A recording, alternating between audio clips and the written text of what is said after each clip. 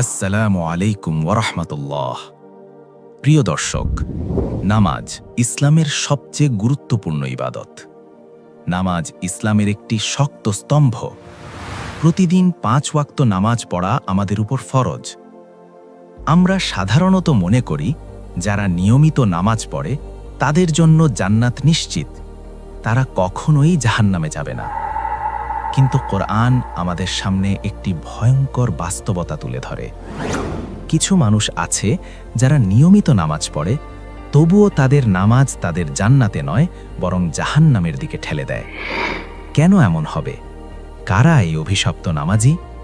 আজ আমরা সেটাই জানব। আল্লাহ তাআলা সূরা আল মাউনে প্রথমেই যাদের কথা বলেছেন তারা হলো ইয়েতিমদের তাড়িয়ে দেওয়া মানুষ। ভাবুন তো, একটি ছোট বাচ্চা যে হঠাৎ করেই মা বাবাকে হারিয়েছে। সে জানে না আজ কে তাকে খাওয়াবে, জ্বর হলে কে মাথায় পানি ঢালবে, রাতে কে তাকে বুকে জড়িয়ে ঘুম পাড়াবে।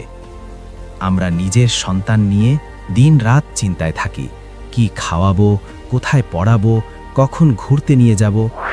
আর ঠিক পাশেই লক্ষ লক্ষ শিশু মা বাবাহীন হয়ে অনাদরে অবহেলায় বড় হচ্ছে, কিন্তু আমরা চোখ ফিরিয়ে নিই।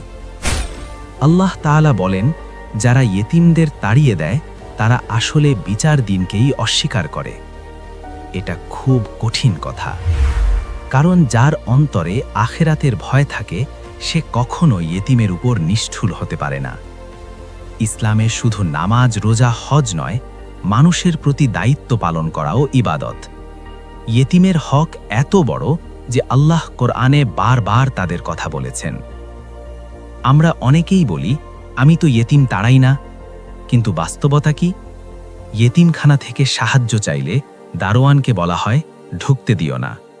মসজিদে দান বাক্স এলে চুপচাপ সরিয়ে দেই। কেউ ফোন করলে বলি রমজানে ফোন করো। এগুলোই আজকের যুগের ইয়েতিম তাড়ানোর আধুনিক রূপ। নামাজ শেষে আমরা মসজিদ থেকে বেরিয়ে যাই, পাশে বসা ছেঁড়া কাপড় পরা মানুষটার খোঁজও নেই না।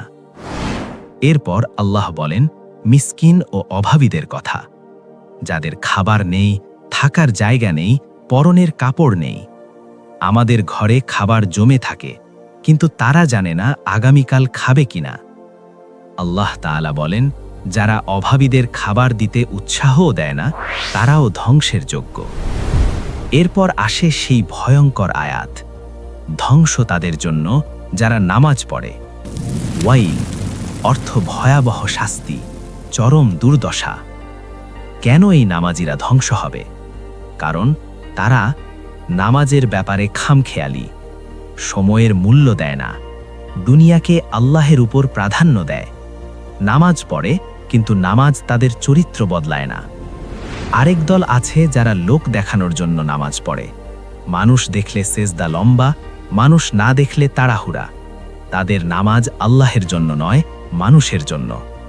আর শেষে যারা ছোটখাটো উপকারও করে না, প্রতিবেশী একটু সাহায্য চাইলে বিরক্ত হয়, এদের ব্যাপারেও আল্লাহ কঠিন অভিশাপ দিয়েছেন। প্রিয় দর্শক, সূরা আল মাউন আমাদের নাড়িয়ে দেয়, নামাজ শুধু রুকু সেজদা নয়, নামাজ মানুষ বানানোর কথা। যে নামাজ আমাদের অন্যায় থেকে দূরে রাখে না, মানুষের প্রতি দয়া শেখায় না, সেই নামাজই আমাদের বিরুদ্ধে সাক্ষ্য দেবে। আল্লাহ তাআলা যেন আমাদের নামাজ কবুল করেন এবং আমাদেরকে অভিশপ্ত নামাজীদের তালিকা থেকে বাঁচিয়ে রাখেন। আমিন।